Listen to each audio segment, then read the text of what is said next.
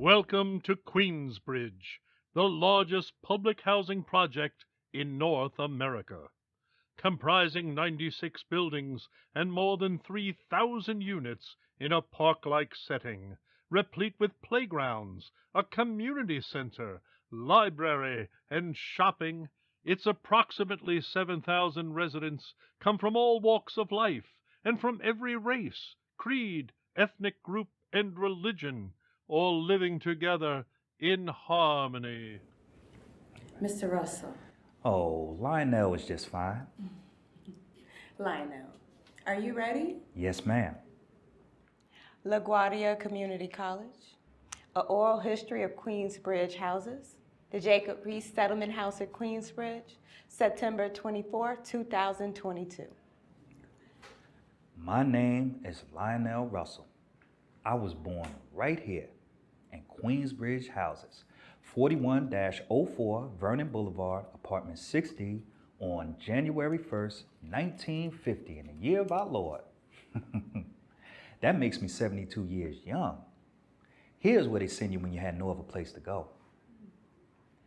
Let's see, how should I start this?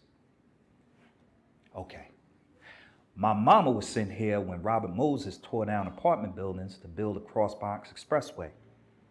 I can remember it like it was only yesterday. Mr. and Mrs. Petrov. In those days, every adult was either Mr. or Mrs.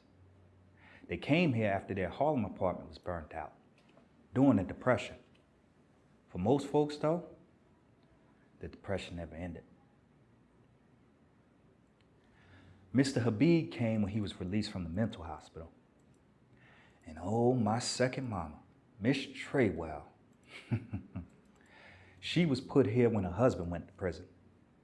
The Manfredos came here when Mr. Manfredo went on disability. And old Mr. Rosenberg, he started selling appliances here when his store went bankrupt because his partner ran off with the money to Cuba. Oh, no. Can you believe that? I've seen a lot here. Some good, some bad, mostly good. But in QB, we shine the bad. At the bottom, the bad mounts up. I'll die here, in that same apartment where my mama went into labor. There was no time for the police to get her to the hospital. So, she gave birth right there. Sergeant Jackson and Officer Evans doing the honors. I'd like to think that I'll be the first person to live and die here. But others were born and died here. The complex is a testament to American ingenuity and concern for the welfare of its poorest citizens. With the federal government as their landlord, the tenants are assured a clean, healthy, well-maintained living space. They call me Pharaoh. Now because they think I'm wise. If I say something wise, it's by accident. If you say as much as I do, and for as long as I have, something wise is bound to come on out. Back then they called me Slim. Not because of my build or my boyishly good looks, but because they thought that my chances of survival were slim. See how wrong they were for calling me Slim? Yeah. They were just as wrong to call me Pharaoh. Why they call you Pharaoh? Well, J-Tay, my running buddy, Jeremy Terwell, started calling me that back then because I didn't look like other people in the neighborhood. He thought that I might be Sudanese or Egyptian, and I didn't act like other people either. I kept to myself too much, mostly because of fear. Back then, I did most things out of fear, and I didn't do things out of fear too. Jeremy, he had more than one name too. J-Tay was what we started calling him at first, but then he became Caesar because he had a crew. But I wasn't in his crew. I wasn't in anybody's crew. And he had no sense, none at all. Having no sense in Queensbridge is more hazardous than having no sense in Forest Hills. Oh, I'm sure. Efficiency is a hallmark of the project's design. Architects and engineers devised ways to cut costs without detracting from utility. An innovative design feature is that elevators stop only on odd-numbered floors, reducing construction and maintenance costs and making apartments on even floors quieter and more desirable. My mama walked with a cane from an injury when she was in the orphanage. She had to walk down to the 5th and up to the 6th. I could hear her cane hitting the steps. I could hear her heavy breathing. Everyone in the damn projects could hear her tapping and struggling just to breathe. The only one who couldn't hear was the fool who designed this damn place. The name Pharaoh really stuck in 9th grade. I was in shop class with J-Tay. Before class, Mr. Turner would inspect us like we were in the army. He wanted neat hair, clean fingernails, and shiny shoes. You can see how I keep them shine now. No, they look great. And I had teachers like that too, so Absolutely. I get it. Yes, ma'am. But there was a problem though. See, Tony Manfredo made sure of that.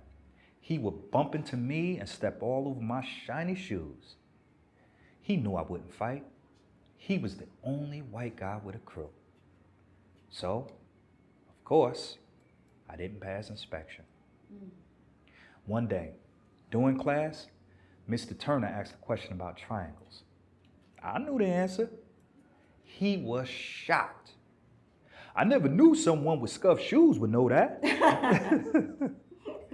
And my man J-Tay kept screaming, "My man, he's a real Pharaoh. He know his stuff." Oh, man. But get this. The next day, J-Tay's crew paid Tony a visit. After that, let's just say I always passed inspection. My mama thought it was a good omen that I was born on New Year's Day. She thought it was a new beginning, and it was, but not a good one, especially since my daddy was not to be found. Everybody always had problems finding him. He was from the Dominican Republic. That's how I got this pretty texture of hair here. Thank you. He left there after some folks were looking for him. They had shotguns. Thank God they didn't find him. But he found a job on a steamer and jumped ship when it docked in Brooklyn. Immigration never found him either. But I guess someone did find him though. He liked the Trotters, but they didn't like him that much. Not long before I was born, he went on up to the track at Yonkers one day, and he never came back. He was never found. J-Tay's daddy couldn't be found either. But you know what? I can't for the life of me get over the fact that there was a difference between us. See, J-Tay's daddy, he left when he was 5, so he knew loss. Since I never knew my daddy at all I ever knew was absence. Loss and absence. That's all there is in life. To ensure a safe environment for all, tenants must pass an extensive background check. Marijuana users, unwed mothers, those with a criminal background are all denied entry, and strict behavioral standards are enforced. Placing your feet on a bench or drying laundry from a window can result in hefty fines. Evictions are common. Things really got bad in the 60s. There wasn't many people getting up to go to work in the morning. There was more and more brothers hanging out. Too many times I had to walk up the 6 flights because someone was laid out in the elevator in a pool of their own vomit. Many times I saw young men just like me running from something. In most cases, it was J-Tay and his crew. He started the crew to protect his mama. She was turning tricks. But now we have what's called violence interrupters. And guess who's one of them? You. Of course. They come to me for advice and ask me why. Why? Because I'm the old wise pharaoh. That's why. A hallmark of project management is its responsiveness to changing conditions. Any family with an income above the poverty level is now removed. That's when most of the working folks, both white and black, left. Rents are now determined by income. Those who can pay more do pay more. That's when the working post started hating the welfare pole. Restrictive screening procedures, fines for misconduct, and evictions for criminal offenses are now reduced or eliminated. That's when J-Tay went from defense to offense. He started rolling people. He wanted to go from Washingtons and Lincolns to Jacksons and Benjamins. He tried to get me to join his crew. Not his muscle, but his brains. Yo, Pharaoh, you could help us. You got sense. I'll give you a cut. Yeah, I had all the sense. At least until I needed something. That something was $5 to buy a combination lock and gym clothes. $5 don't seem like much, but it was more back then. But no matter, when you have zero, anything is too much. Plus, I couldn't ask my mama for the money. Why not? She would have found a way. It would have taken away from her food money. I'm sorry, I just had to catch my breath. I know. Calm down, all right? Let's take it easy. I'm good. Listen, to be honest with you, I had too much pride to ask. It wasn't a man thing to do. It was, and always is, hard for me to ask for something. But it was more than that. No lock and no gym clothes meant I couldn't suit up. On the first day, Mr. Fell had me and a few others sitting there with no locks and no gym attire. 5 blacks and 1 white kid sitting in the back in our underwear. That was the only time I felt bad for a white person being white. I could only sit there once. So what did you do? Well, I went on over to my main man, J-Tay, with a plan. Here, let me show you. Come on and sit on over here next to your purse, like it's a park bench.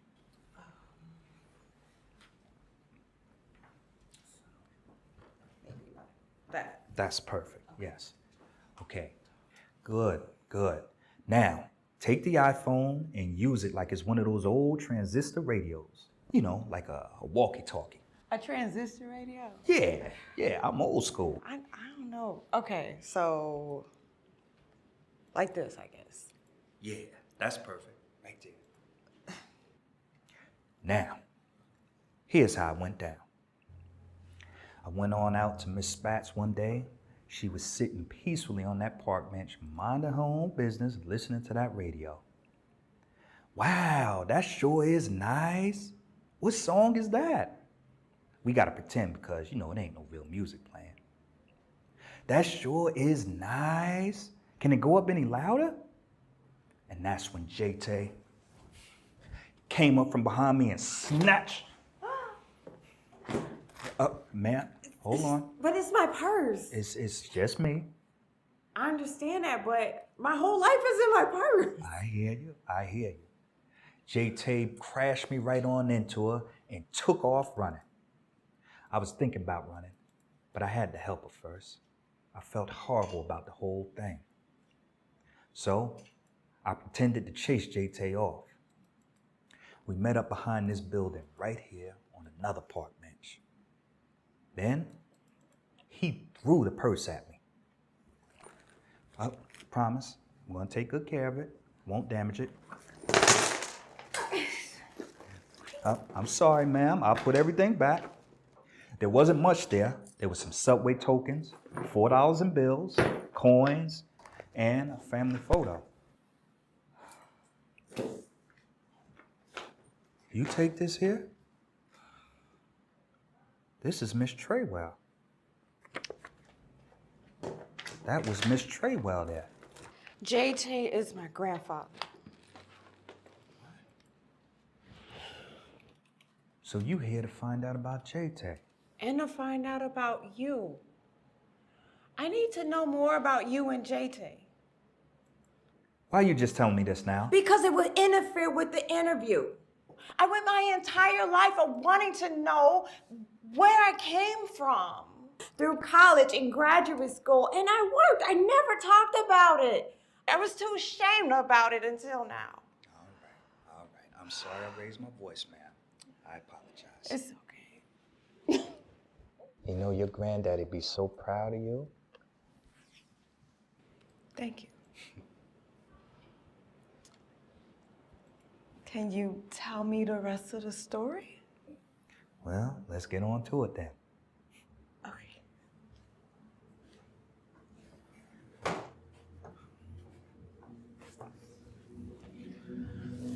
Now, things really got bad.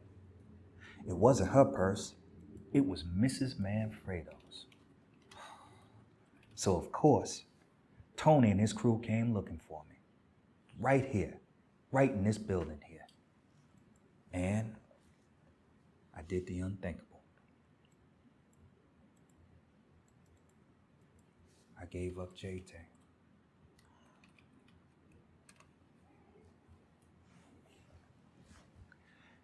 It was one of those spring days that felt like summer. The projects were filled with people and sounds. Then, things happen, and there's always consequences for everything that happens. People here know about that process too. This place here is a giant magnet, pulling everybody and everything down with it. Any last words?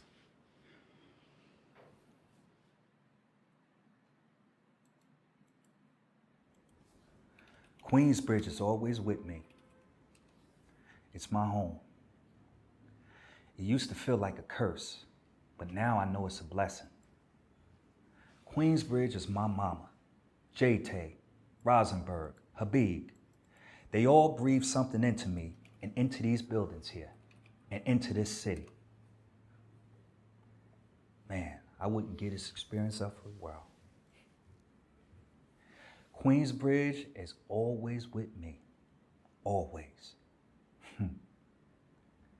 My tears are from knowing that one day I won't be here. I won't be able to help provide guidance for these young lost men out here, to prevent them from falling down those same pathways that myself and JT did. But Queensbridge will continue, even though old Pharaoh won't. Thank you, Lionel. That's a wrap.